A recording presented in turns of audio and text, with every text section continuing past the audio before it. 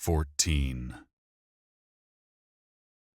The quay was a massive stone pier that knifed out into the thin lake.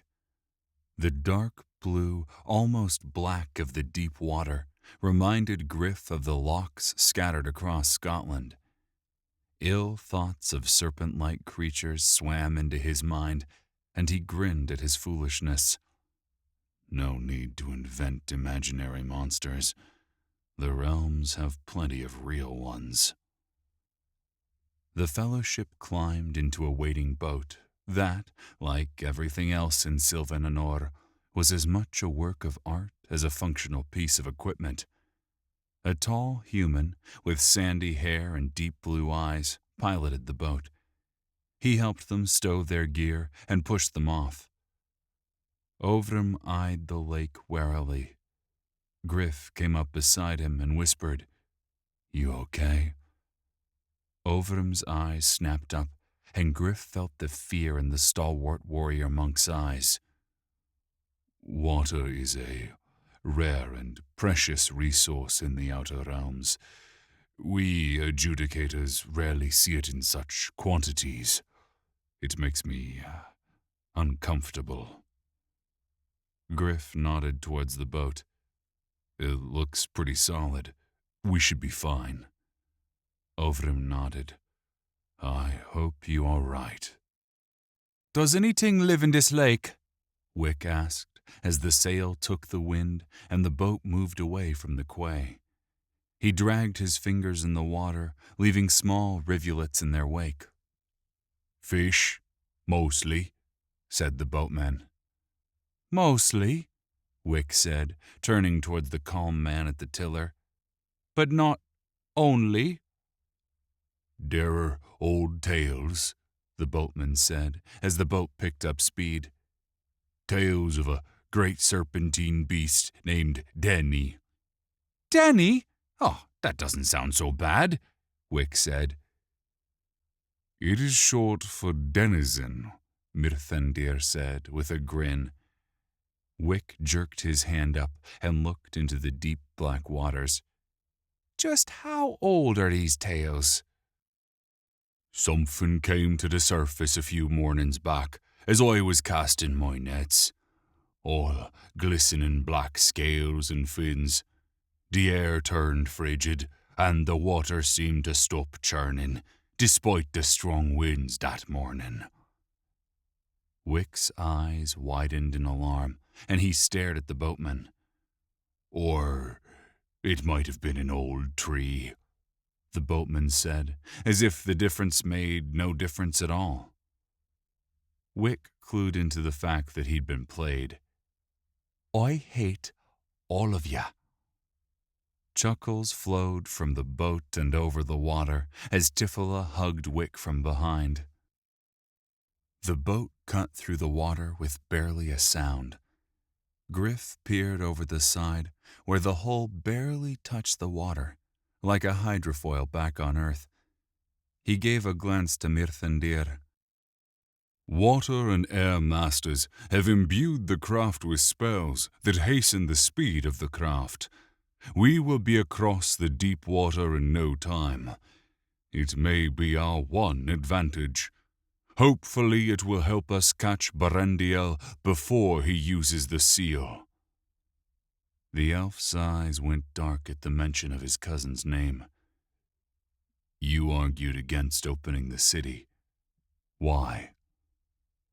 Mirthandir sighed and sat down. The Thalmir were said to be greedy isolationists with a superiority complex. It was a well-deserved reputation, but they were peerless smiths and crafters, and the Eladrin and the Nemirians knew without their aid Corin would fall to the Dark Ascendancy. The High Elves and High Men each built cities, here in the valley, to force the Thalmir to engage them. A few skirmishes broke out, but eventually the Stone King faced the power of the Dark Ascendancy and agreed to join the alliance. Mirthandir paused as he gazed across the water, squinting as if seeking something. Gryph followed his gaze to a large peak that jutted from the glassy surface on the far side of the deep water. What we are about to do violates millennia-old tradition and sworn oath, Mirthandir said. If you asked the common folk of Silvananor why the Thalmir sunk their city below the earth, they would tell tales of the greed and jealousy of the dwarves, that they refused to share their wealth and their power even as the world burned around us all. But that is not the truth, Gryph asked. No. We allowed that fiction, that slur upon dwarven kind, to spread because it was a useful shield to protect the truth. Many of the Thalmir refugees in Silvananor paid for that lie, with generations of slander and mistreatment. The Prince Regent's concern with the inequities of race relations surprised Gryph. The realms were dangerous, filled with far more diverse people and cultures than Earth, and he expected racial hatreds and stereotypes to be rampant. Perhaps the Eladrin truly are different. The realms grow more surprising every day. Why did they sink the city? Gryph asked. The war against the Arbaleth was going badly. Each battle the Alliance lost gave the Dark Ascendancy more troops. They would take our people and enslave them. Or worse. The Fallen, Ovrim said, and the Illerith. He gave a pointed glance at Gryph, and the player stroked the back of his neck before realizing what he was doing. Mirthandir nodded. The Thalmir worked in secret on a weapon they lost control of. To prevent it from getting to the outside world, they sealed their city. Several hundred of their number escaped in boats. The rest, nobody knows. The survivors didn't know what the weapon was, Gryph said. The Stone King had become erratic and secretive. It was said only he and his master artificer knew the true nature of the weapon. But there were rumors. What rumors? Ovrim asked. Some say they were building an army of constructs. Others that they had built a superweapon capable of turning the Arbaleth's potent psionic abilities against them.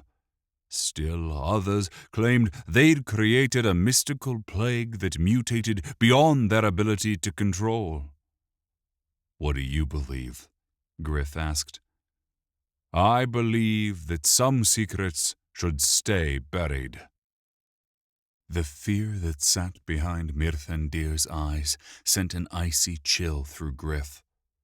He pulled his cowl a bit tighter around his face to shield himself from the suddenly potent wind. If the weapon is so dangerous, why did the dwarves make the seal? Seems a little odd to make a key that would unlock the city, Wick asked.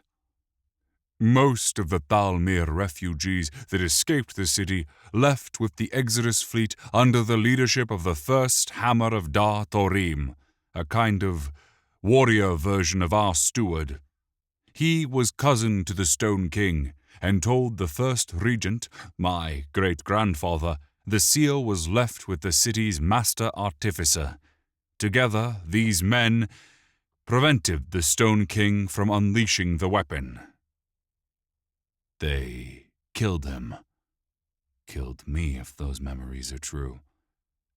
Yes, they say his need to protect his people drove him mad. Mirthandir paused, and the elf lord's eyes grew dark. Was his desire to avenge his father's murder rushing through his mind? The darkness was only there for a moment before he grinned, and a lightness returned to his eyes. The artificer stayed behind, locking the city from the inside. The seal hasn't been seen since. Nobody spoke for long moments as the wind whipped at hair and clothing. Mirthandir squinted into the distance and raised his arm and pointed. There! Gryph squinted as well and shielded his eyes from the windswept spray with one of his bracer-laden forearms. In the distance, the deep water narrowed to an almost knife-like point. A tall mountain, whose peak lay shrouded in clouds, met the earth at the sharp tip of the lake. The metallic glint of brass and copper shimmered in the mid-morning sun, and Gryph realized it came from a large round tower embedded into the side of the mountain. What looked to be a large pair of doors split the tower in half, and those doors were opening. We are too late, Mirthandir said in a hushed tone that sent pulses of alarm through the others. Cold dread grasped at Gryph's heart as he remembered the thoughts that Celendriel had pushed into his mind. If they open the city, death will follow. Gryph closed his eyes and turned his mind inwards once again. Remembering his father's insistence, he learned to control his fears.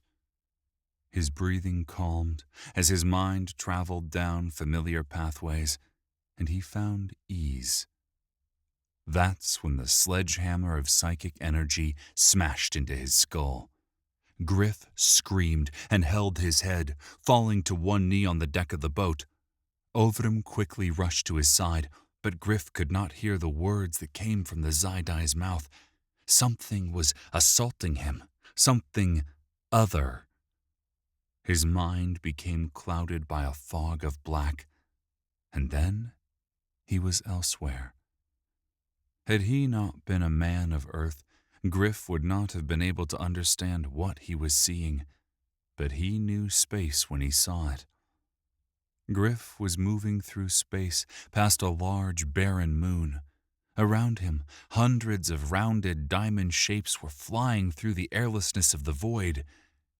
These are ships, Gryph thought in shock. He passed by one as a fringe of tentacle-like appendages unfurled from the underside of the closest ship. The ship emerged from the umbra of the dark side of the moon, the scales of a king cobra glistening in the light. They are alive.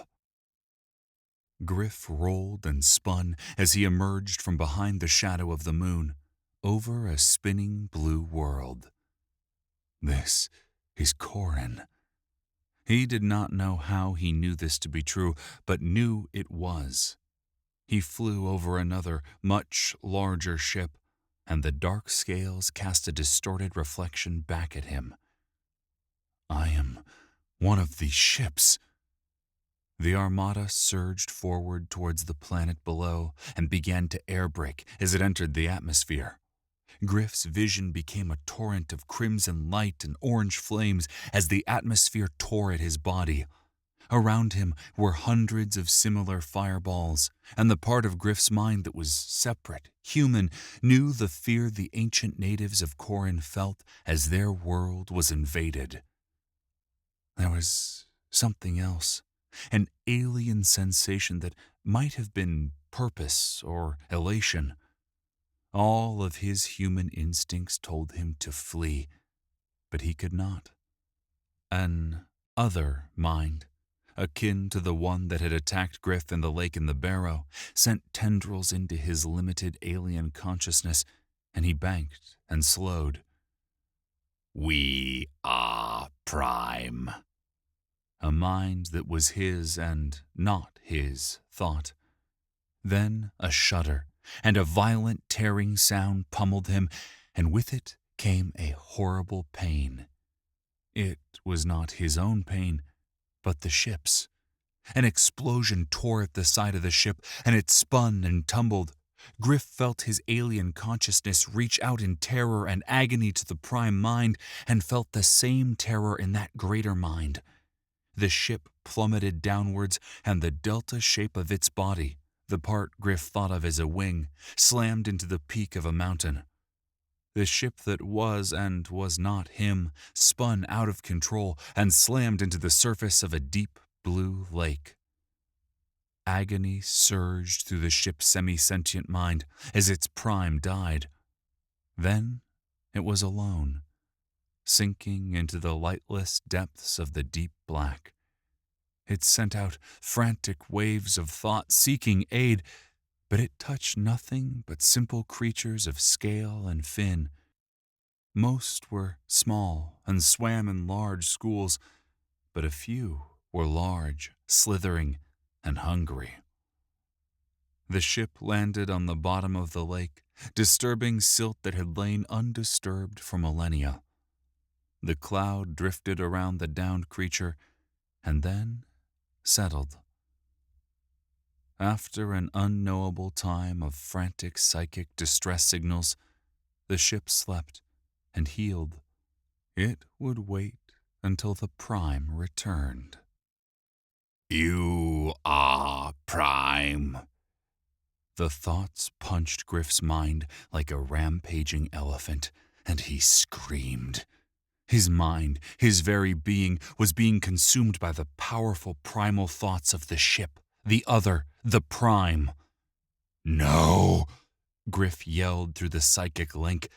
"I am not Prime. I have killed Prime." Rage surged through the link, and Gryph screamed again.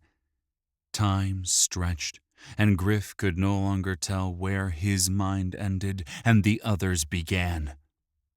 Then, like the distant cry of a friend waking one from a nightmare, Gryph heard a voice. "Gryph, focus. Come to me." The pain made it nearly impossible to focus, but then the other's mind receded, and a warmth flowed through him. He grasped towards the sound, and hands tugged him upwards. As Gryph surged through the darkness towards reality, he heard a howl of rage in his mind. The ship was angry, alone, and afraid, as Gryph abandoned it to become fully Gryph once again. Gryph's eyes snapped open, and his stomach emptied into the bottom of the boat.